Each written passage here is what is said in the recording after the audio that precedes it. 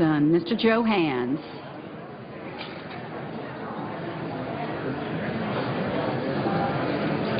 Mr. Johnson of Wisconsin. Mr. Johnson of South Dakota.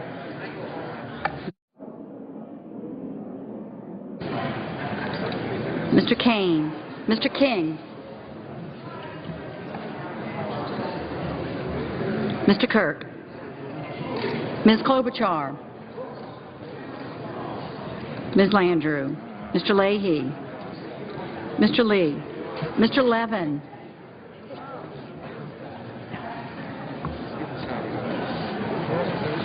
Mr. Manchin. Mr. Markey.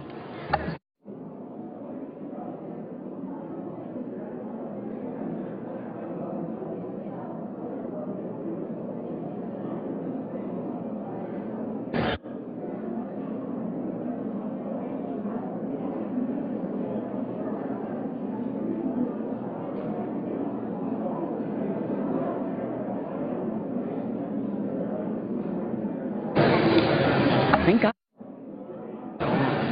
Mr. McCain. Mrs. McCaskill. Mr. McConnell. Mr. Menendez. Mr. Merkley. Ms. Mikulski. Mr. Moran. Ms. Murkowski. Mr. Murphy. Mrs. Murray. Mr. Nelson. Mr. Paul. Mr. Portman. Mr. Pryor. Mr. Reed of Rhode Island. Mr. Reed of Nevada. Mr. Risch.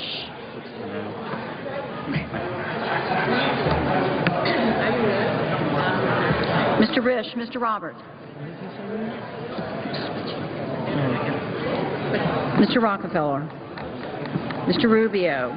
Mr. Sanders.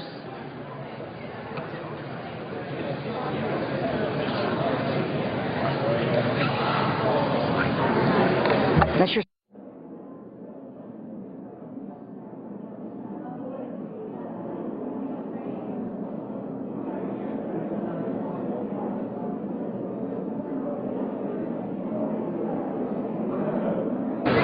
Mr. Schatz. Mr. Schumer. Mr. Scott. Mr. Sessions. Mrs. Shaheen.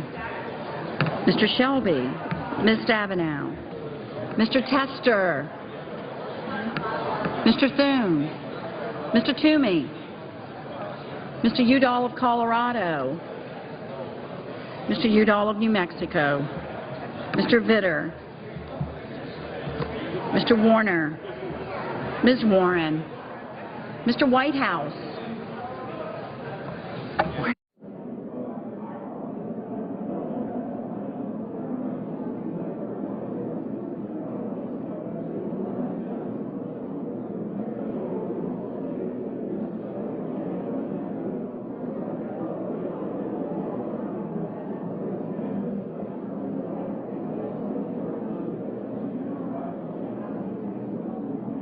Mr. Wicker. Mr. Wyden.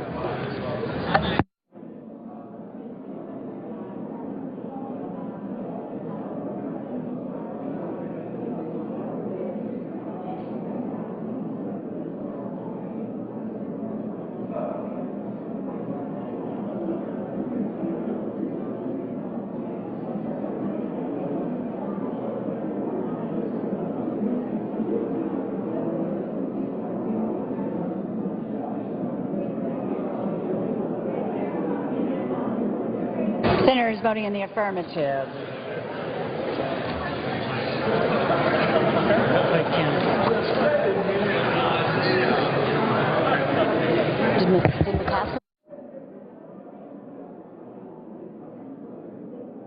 Senators voting in the affirmative. Ayotte, Baldwin, Baucus, Bennett, Blumenthal, Booker, Brown, Burr, Cantwell, Cardin, Carper, Casey, Chambliss, Collins, Donnelly, Durbin, Feinstein, Franken, Gillibrand, Graham, Grassley, Hagan, Harkin, Hatch, Heinrich, Heitkamp, Heller, Hirono, Johnson of South Dakota, Kane, King, Kirk, Landrieu, Leahy, Manchin, Markey, Menendez, Merkley, Mikulski, Murkowski, Murphy, Murray, Nelson, Pryor, Rockefeller, Rubio, Schumer, Shaheen, Stabenow, Tester, Udall of Colorado, Udall of New Mexico, Warner, Warren, Whitehouse, and Wyden.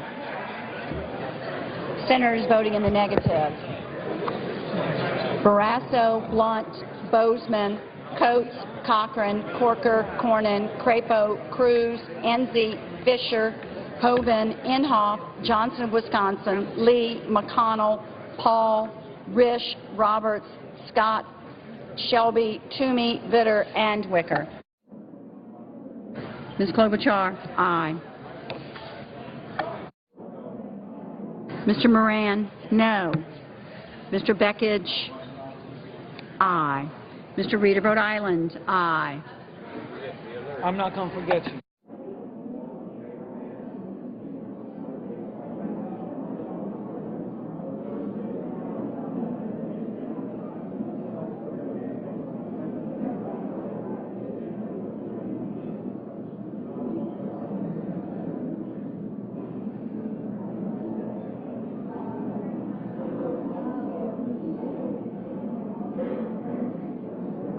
Mr. Thune? Aye.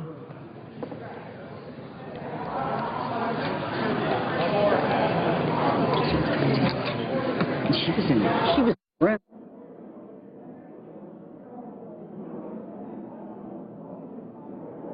Mr. Coons? Aye. Mrs. Boxer? Aye.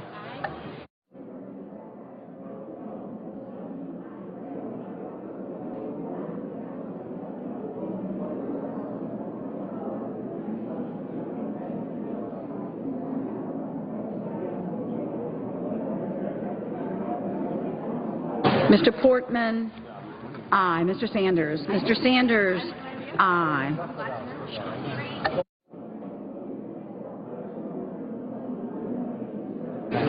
Mr. McCain? No. McCaskill? Mrs. McCaskill? Aye.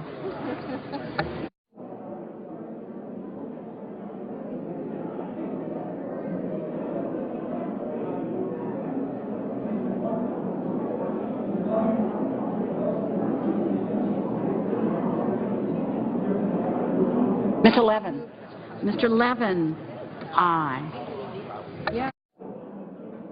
Mr. Schatz? Aye.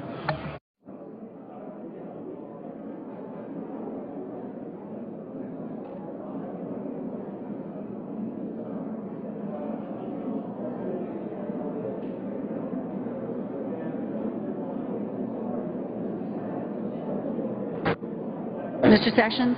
Mr. Sessions? Aye. I'm going to tell you. I mentioned I have you.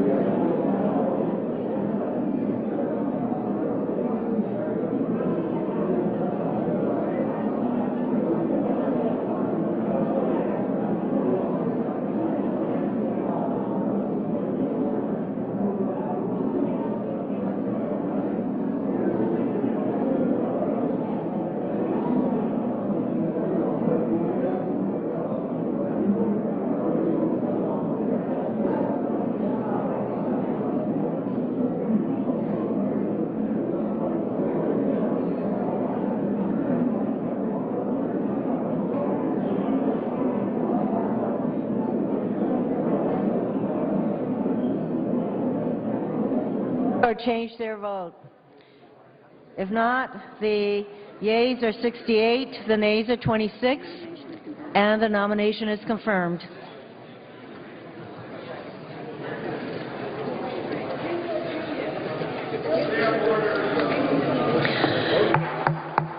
Senate will come to order.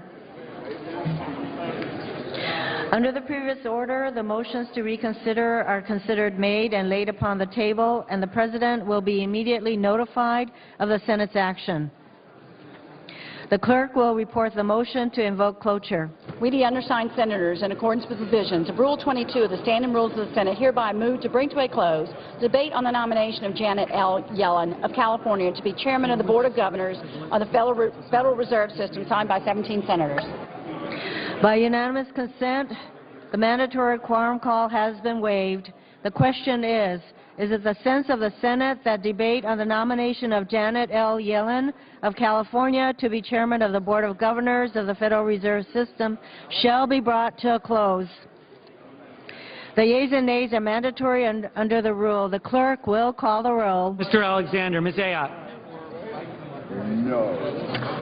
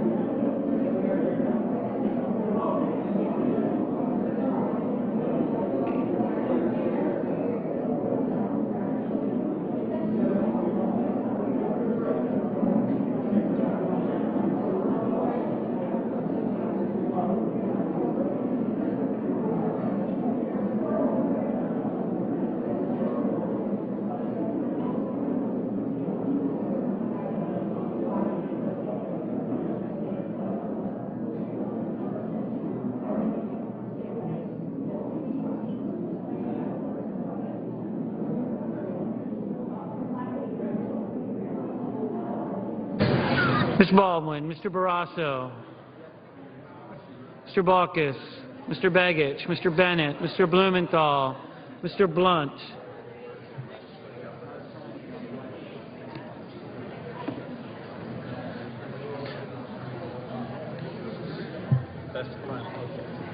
Mr. Booker, Mr. Bozeman, Mrs. Boxer, Mr. Brown, Mr. Burr, Ms. Cantwell,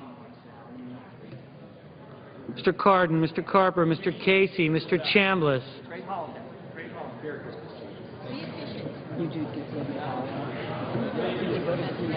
Mr. Coates, Mr. Coburn,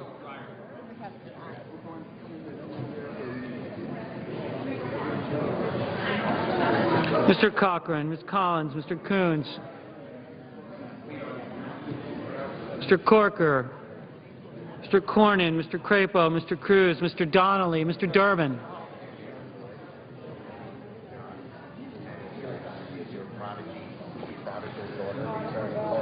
Mr. Enzi, Mrs. Feinstein, Mrs. Fisher, Mr. Flake,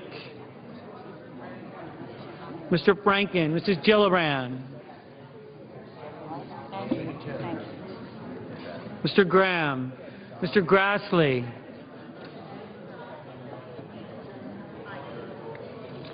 Mrs. Hagan, Mr. Harkin, Mr. Hatch, Mr. Heinrich, Ms. Heitkamp, Mr. Heller, Ms. Hirono, Mr. Hoven, Mr. Inhofe, Mr. Isaacson, Mr. Johans, Mr. Johnson of Wisconsin, Mr. Johnson of South Dakota, Mr. Kane, Mr. King, Mr. Kirk, Ms. Klobuchar, Ms. Landrieu, Mr. Leahy, Mr. Lee, Mr. Levin, Mr. Manchin, Mr. Markey, Mr. McCain, Mrs. McCaskill,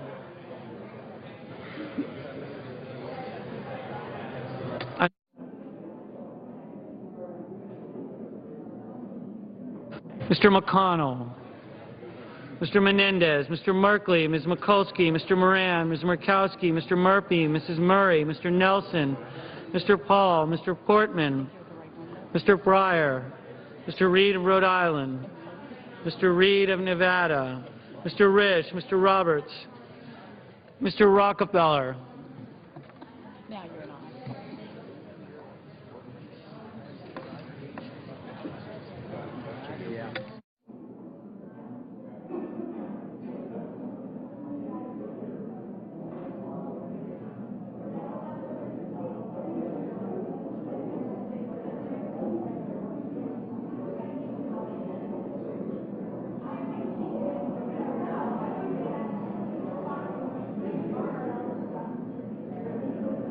Mr. Rubio, Mr. Sanders, Mr. Schatz,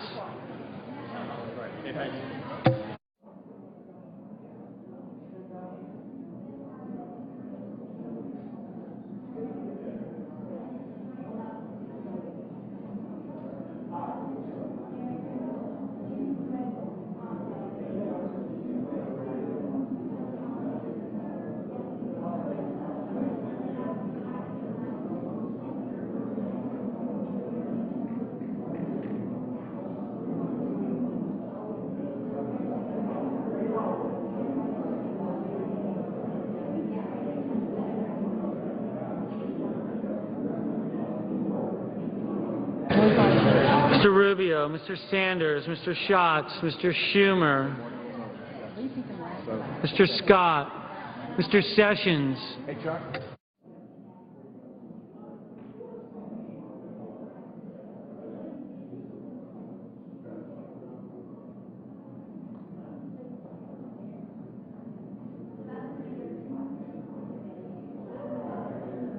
Mrs. Shaheen, Mr. Shelby, Ms. Stabenow, Mr. Tester, Mr. Thune, Mr. Toomey, Mr. Udall of Colorado, Mr. Udall of New Mexico, Mr. Vitter, Mr. Warner, Ms. Warren, Mr. Whitehouse, Mr. Wicker, Mr. Wyden.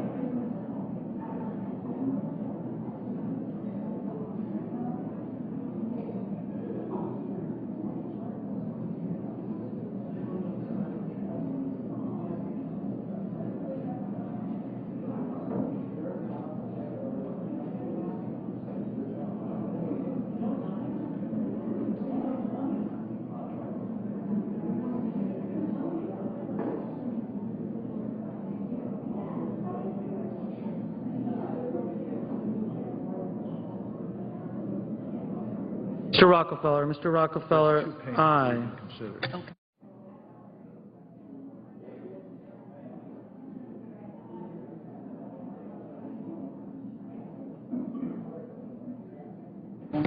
Mr. McConnell. Mr. McConnell, no. Mr. Durbin, aye.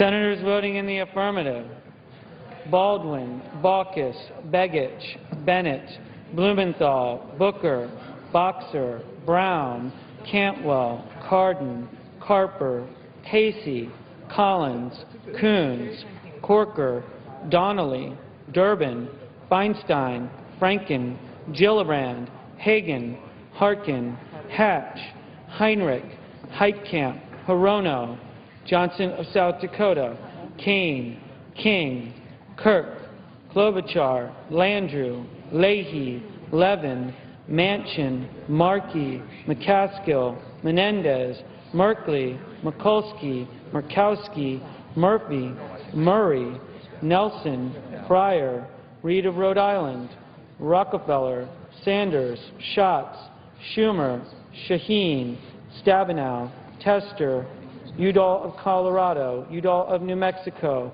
Warner, Warren, Whitehouse, Wyden.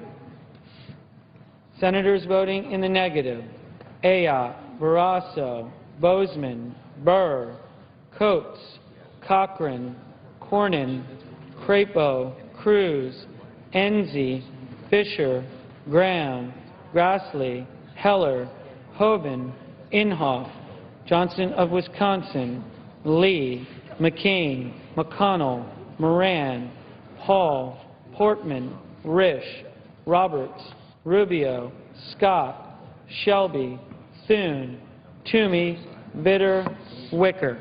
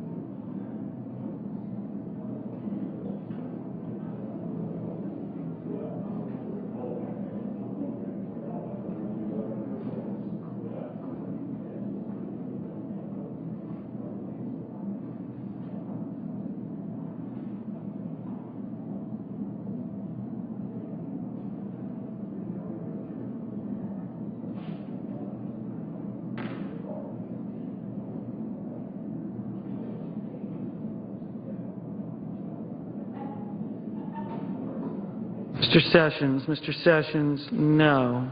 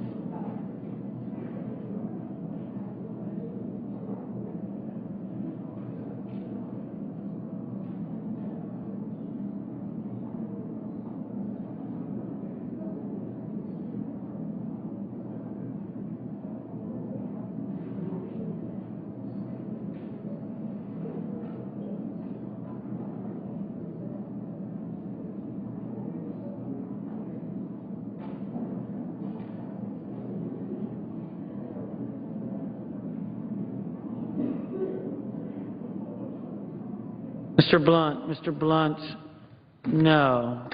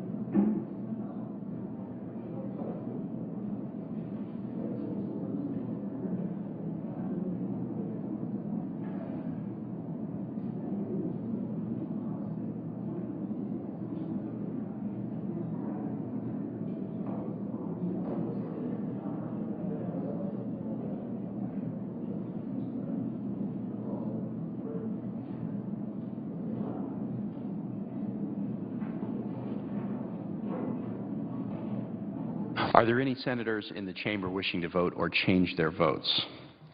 On this vote, the yeas are 59, the nays are 34. The motion is agreed to. Under the previous order, all time on the Yellen nomination is yielded back. A vote will occur on this nomination on January 6, 2014. The clerk will report the nomination. Federal Reserve System, Janet L. Yellen of California to be chairman of the Board of Governors. Mr. President? Yeah. Mr. Majority Leader. I ask consent the Senate proceed to legislative session. Without objection, so ordered. I move to proceed to calendar number 265, S1845. Clerk will report the motion.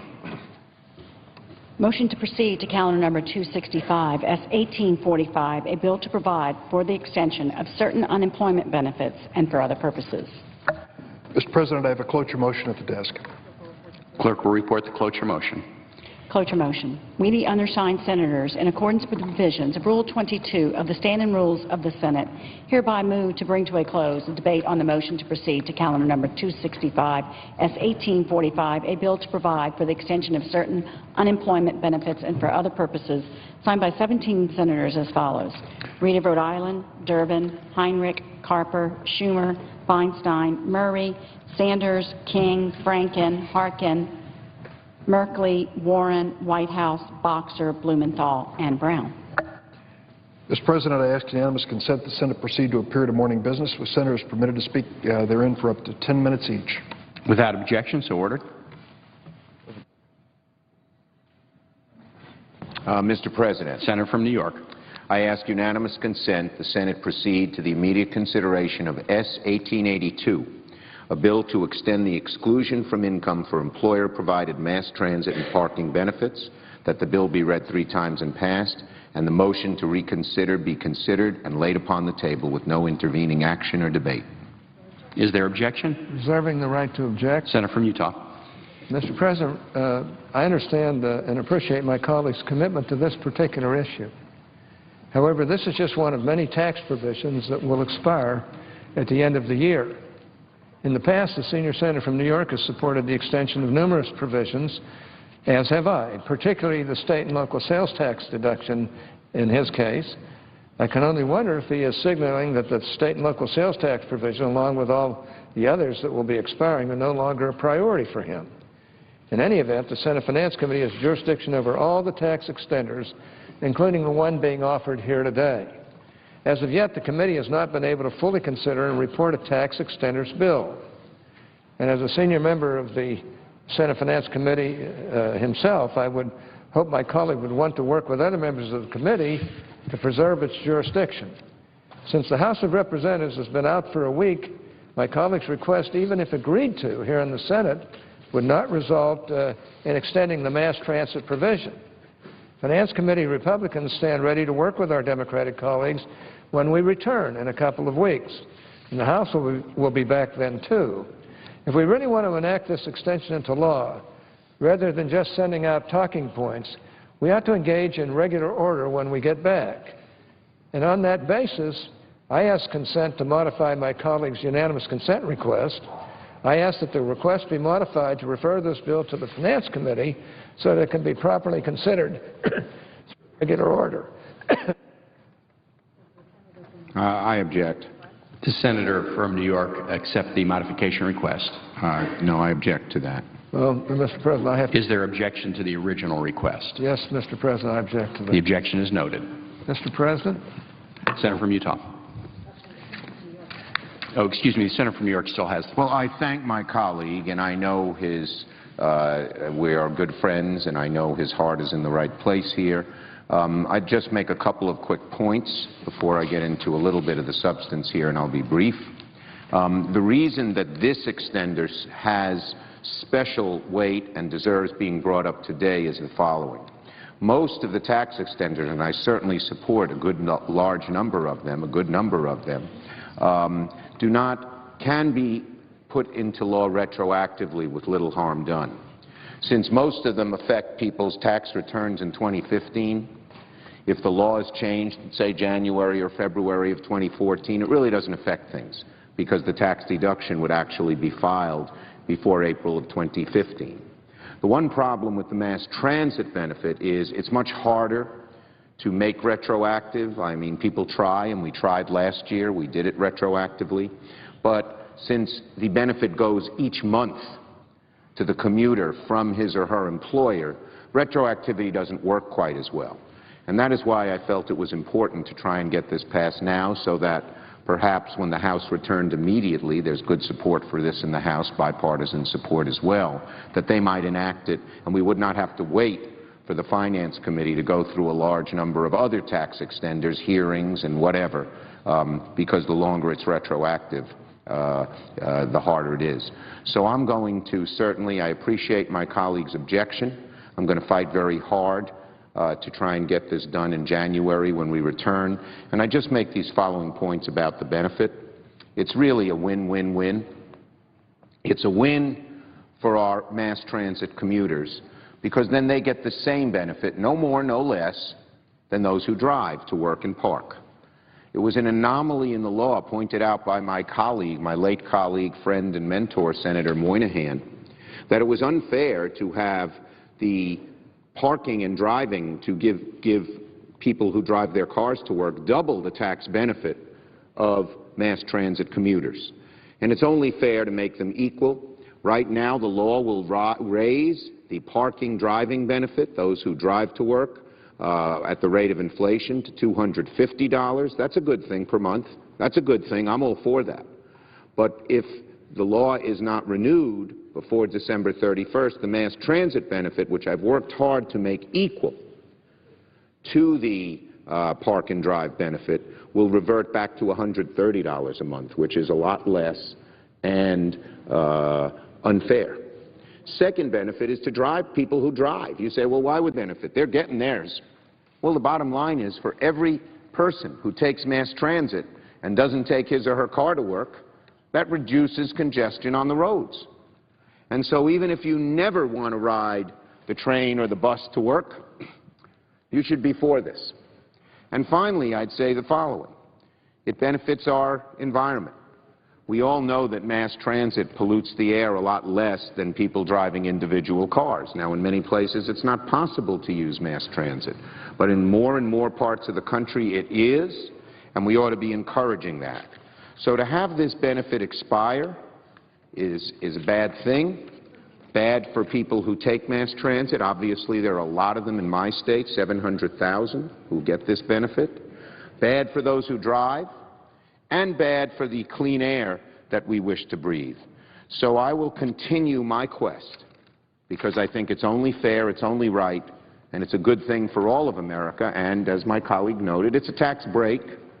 We generally can find more agreement on tax breaks than many other issues, fiscal and tax issues in this Congress. I will continue my quest to have this renewed as soon as possible, and I think it's not unfair to do it ahead of the other tax breaks because of the unique way that this benefit functions and how it is harder, not impossible, but harder to enact retroactively. With that, Mr. President, I want to wish you, the entire staff who's done a great job here through the year, and all of my colleagues, as well as those here in the gallery, a Merry Christmas, a Happy New Year, not least of whom is my good friend and colleague from Utah, who I know has a big and happy family, and I wish them a Merry Christmas, Happy New Year as well. With that, I yield the floor, I guess with just about almost certainty for the last time in 2013. Mr. President. Senator from Utah. Mr. President, I appreciate my colleague from New York. He's a great senator, and I understand his concern here. But we ought to do things in accordance with regular order, especially on the Finance Committee, get to where we work on these things and get them done in an exigent and good way. And I will certainly try to work with my colleague throughout this process. Mr. President, I also would like to wish everybody who serves in this body a Merry Christmas and a Happy New Year. This is a wonderful time of the year, and we all feel pretty good today, having finally gotten through most of the things that we needed to get through. Now, Mr. President, I rise today to discuss the debacle that is the so-called Affordable Care Act. I don't think there's anyone in this chamber, Republican or Democrat, who would dispute that thus far the implementation of this law has been a disaster, particularly with regard to the healthcare.gov website and the President's promise that, quote, if you like your health care plan, you can keep it, unquote. Now, the administration has admitted that it bungled the rollout and tried to cover up for what PolitiFact dubbed lie of the year by passing the buck excuse me, to states I'm sorry. By passing the buck to states and insurers as to whether individuals would be able to keep their plans for the next year. But let's be clear about this. Obamacare's problems are deeply rooted in its DNA, and they are far larger, far bigger than just a website. Is the website causing the cost of health insurance premiums to go up dramatically? Is the website causing businesses to force more and more employees to work part-time? Is the website sending out cancellation notices to patients and consumers, telling them that their health care plans are no longer available? Of course not. Yet, as the functionality of the website continues to improve, the administration is starting to talk as if every problem with the law has been fixed and that all the other issues are going to simply dissolve. But, Mr. President, we know that's not the case. In reality, the problems with Obamacare are only beginning. I'd like to take just a few minutes to discuss some of the problems we're going to be seeing in the future as the President's health law continues to be implemented. I have to say that when it comes to Obamacare, it's a little difficult to make predictions. That's because the administration has gone to great lengths to muddy the waters with delayed deadlines and unilateral policy changes. However, I think we can look through the opaque waters and identify at least 6 general areas where we can expect to see major problems in the coming month. And these are 6 areas among many, but there are 6 I want to talk about today. Number 1, we're going to continue to see problems with the implementation of Obamacare. Like I said, there have undoubtedly been improvements to the website. They should be able to resolve that problem. It's a technical problem. It's a shame it wasn't resolved to begin with. It was a shame that enough time wasn't given to resolve it. But there still are issues that are far from resolved besides that. Let's just look at the enrollment in the exchanges to see how things are going. As of November 30th, roughly 365,000 individuals had enrolled in health insurance coverage through the state and federal exchanges. Now, that's a small improvement from the numbers that we saw at the end of October, but still far short of the benchmarks that the Department of Health and Human Services had set for enrollment in the exchanges. Originally, HHS touted a goal of enrolling 7 million people in the exchanges by March of 2014.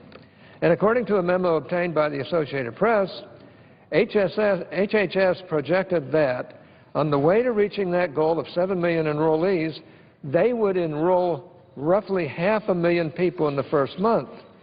Yet after 2 months, they were still more than 100,000 people short at that 1-month benchmark, which is not a high benchmark in my opinion. The same memo projected that they'd have 3.3 million enrollees by the end of 2013. Yet, if they're going to reach that target, they'll have to enroll nearly 10 times as many people as they've enrolled so far in just the next week and a half. Sure, many of these enrollment problems are due to poorly designed and poorly executed website. But even with the website's improvements, it would take a substantial miracle for the administration to meet its enrollment goals for the coming months. There are other significant problems to be concerned about, most notably those associated with the premature subsidy program administered by the IRS. Earlier this month, the Treasury Inspector General for Tax Administration issued a report that found that the IRS has an inadequate system in place for preventing fraudulent premium subsidy payments from occurring, and that people's personal information will likely be at risk. That's the Inspector General for Tax Administration. That's not Republicans. There are real questions as to whether the IRS can effectively verify the income of those applying for these subsidies. I've also raised the concern on a number of occasions. Similar tax subsidy programs, including, for example, the Earned Income Tax Credit, or the EITC, that are paid out before they are verified, have improper payment rates as high as 25%. Think of that. If we see the same improper payment rate on these Obamacare subsidies as we do on the EITC, it will end up costing taxpayers hundreds of billions, with a B, of dollars over the next 10 years. As I've said in the past, the Obamacare premium subsidies, with the lack of security and safeguards, are a fraudster's dream. We've warned the administration. I've personally warned the administration. Mr. President, the administration may claim that, with the recent improvements to the healthcare.gov website, all is now right with the world. However, as you can see, there are a number of administrative problems that, even with a functional website, have yet to be resolved. Number 2, Americans will be left without coverage due to the problems with Obamacare. As a result of the dismal rollout of Obamacare, many Americans, particularly those that have tried to enroll in the exchanges, could very well end up being uninsured for a time, maybe a significant time. Last week, an article appeared in the Washington Post that told the stories of people who were forced out of their existing health plans due to Obamacare's coverage mandates, but are unable to sign up for the new plans on the exchange due to the failings of the website. The deadline for signing up for coverage that starts on January 1st, 2014, is December 23, 2013. Anyone who has been kicked off their plan who is unable to sign up before that date, which is just a few days away, will find themselves facing a gap in medical coverage. For the chronically ill, or for people with expensive medical conditions, this gap in coverage will be particularly acute. These people are, according to the Washington Post, quote, Obamacare's biggest losers, unquote. And yet, ostensibly, these are the very people that this law was enacted and supposed to help. Another reason that countless Americans may end up seeing gaps in coverage is simply because they will be unable to navigate the ever-changing landscape that is Obamacare's dates and deadlines. Due to the failures of the rollout, the administration has delayed or shifted virtually every deadline associated with obtaining and paying for coverage. For example, like I said, the deadline for enrolling in insurance coverage that starts on January 1st is December 23rd. It's just a few days away. The deadline for actually getting the first premium payment to insurers is December 31st. Both of these dates have been moved at least once already and could be moved again. There probably will be. On top of that, the administration has issued statements, quote, encouraging, unquote, insurers to extend their own deadlines for payment and enrollment. This is on top of the delays in the employer mandate, the shop exchanges, and the countless other provisions we've seen delayed or extended over the past year. People are bound to be confused by all of these changes. It is nearly impossible for anyone, let alone those with serious medical conditions, to keep track of the ever-changing deadlines the administration keeps issuing. And with no clarity as to when people should sign up and who they should pay and when, it's a virtual certainty that many consumers will find themselves uncovered for a period of time through no fault of their own. The administration added to all of this uncertainty last night with the announcement that it was going to allow people with canceled insurance plans to either buy catastrophic plans or avoid the requirement that they buy health insurance altogether. It's been less than a full day, and already this decision is causing confusion among insurers. It will almost certainly do the same for consumers. It seems, Mr. President, that the Obama administration is just making all of this up as they go along. Undoubtedly, many people will suffer the consequences of this ineptitude.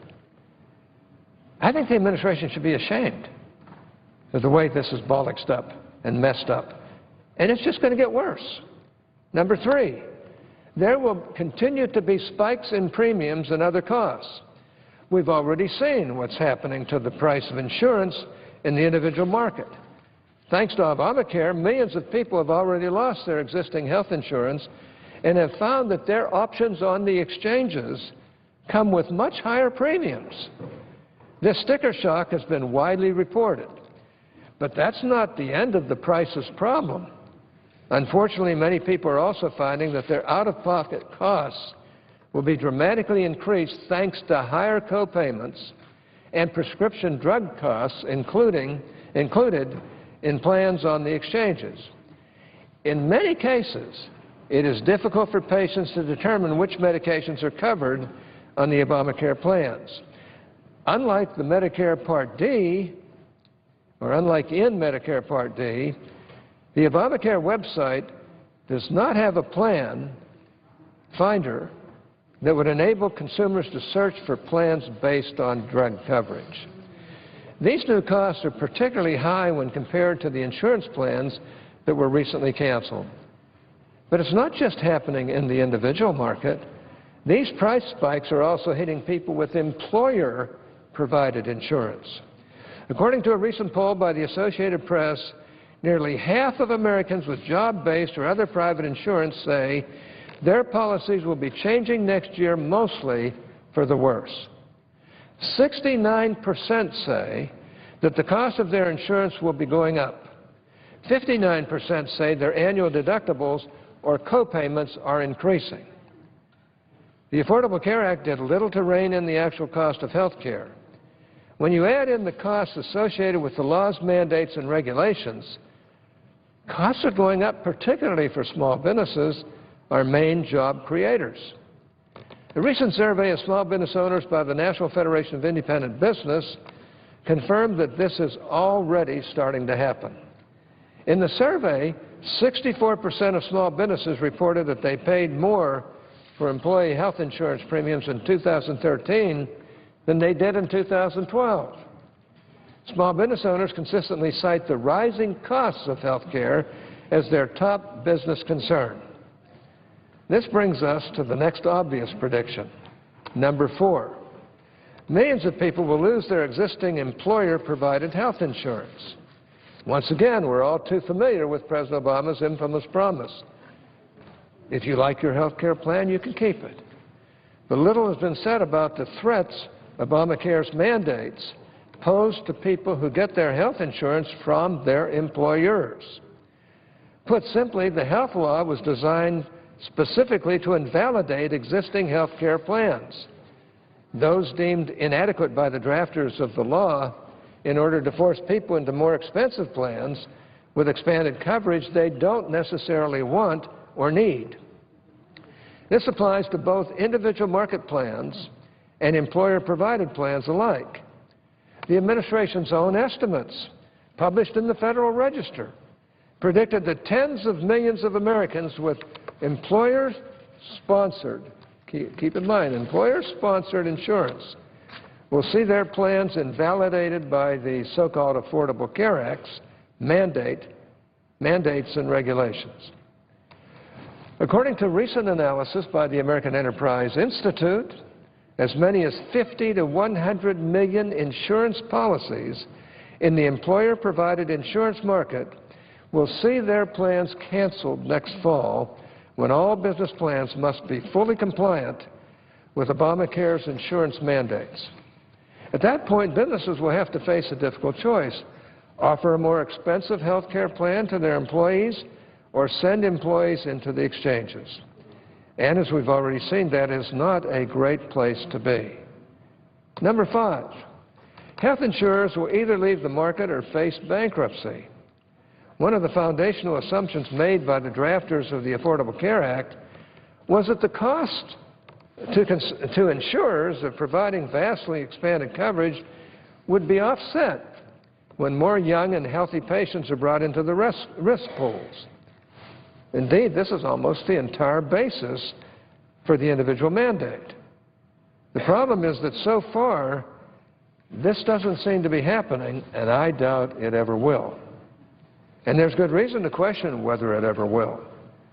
With the ever-increasing cost of insurance as a direct result of Obamacare, there will likely be many who opt to stay out of the market altogether. There is ample data right now to support this conclusion. For example, in a poll released earlier this month from the Harvard Institute of Politics, those in the millennial generation, the very people that proponents of Obamacare desperately need to add to the insurance pool, were shown to be highly skeptical of the law.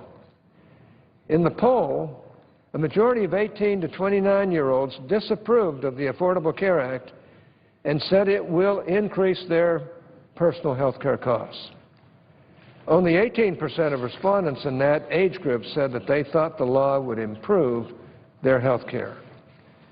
Clearly, the authors of Obamacare thought that the individual mandate, along with the strong sense of civic duty, would coerce people into acting against their own interests and paying expanded costs for coverage they don't necessarily want or need. However, in the real world, where people weigh costs and benefits before making a decision, millions of people are more likely to pay a fine instead of entering a skewed and unstable insurance market where costs are forever going up. And there are a lot of these young people who aren't even going to pay the fine because there's no penalty for doing so. And without a greatly expanded risk pool of younger, healthier consumers, it's just not going to be worth it for many insurers to stay in the market. Those insurers who do stay and try to stick it out will do so at greater risk to their financial future. Insurers are not the only ones facing a dismal economic outlook as a result of Obamacare, which brings me to my final prediction. And remember, I'm just limiting it to 6 today. I'll have more to say later. Number six, Obamacare will continue to be a drag on business and our overall economy. It isn't just patients and consumers that are suffering under Obamacare. Employers are also facing difficulties as a direct result of Obamacare. As I've discussed here on the floor at length, in anticipation of the employer mandate, businesses all across the country have either reduced employment or have stopped hiring. Workers that had full-time jobs before the passage of Obamacare are finding themselves moved into part-time work because under the law, employers will be forced to provide coverage for full-time workers. Even the unions, who are among the largest and biggest supporters of the health law when it was being debated in Congress, have come out and said that the law is destroying the 40-hour work week for American workers. Last week, the National Association of Manufacturers released its quarterly survey of its members, which showed overwhelmingly that the President's health care law is having a negative impact on the manufacturing sector. According to that survey, more than 20% of manufacturers have cut or decelerated their business investment as a result of Obamacare. Nearly 1/4 of them have either reduced employment or ceased hiring. Roughly 1/3 of them say they have reduced their business outlook for 2014 as a result of the so-called Affordable Care Act. And more than 77%, nearly 8 in 10 of manufacturers, cited rising health insurance costs as a primary business challenge. In other words, Mr. President, at a time when our economy is growing at a sluggish pace and job growth remains lackluster, the President and Democrats in Congress continue to support a health care law that is making America a much more difficult place to do business and to find and keep a job. And it's only going to get worse as this wears on. Mr. President, these are just some of the problems we're going to see in the coming months as a direct result of Obamacare. And they aren't going to go away so long as the Affordable Care Act remains in place. As I see it, with 2013 coming to close, the President and his allies here in Congress are at a crossroads. As I see it, they have two choices. They can continue to double down on the same failed policy that is increasing the cost of health insurance in this country and causing millions of people to lose their existing coverage and will continue to wreak havoc well into the future. Or they can, for once, try to work with Republicans on replacing this failure with something that has a real chance of success. I hope that eventually my colleagues will choose the latter, but needless to say, I don't think I can keep my hopes up.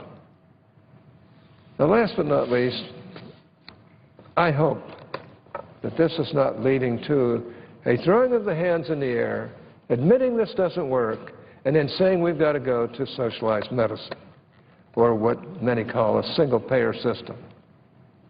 If we do that, I've got to tell you, we'll never get out from under this mess.